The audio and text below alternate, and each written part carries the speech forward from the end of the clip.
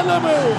النصر يعود لطريق النصر بهدف رونالدو، هداف الهدافين هو رونالدو. قناص كل القناصين رونالدو، والكرة في الشباك. 1-1 بين العملاقين. نار نار نار يا حبيبي، نار.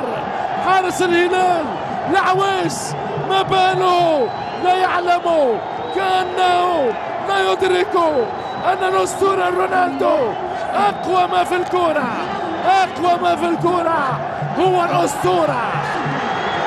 ب10 لاعبين النصر العالمي يعود من بعيد ويسجل هدف التعادل.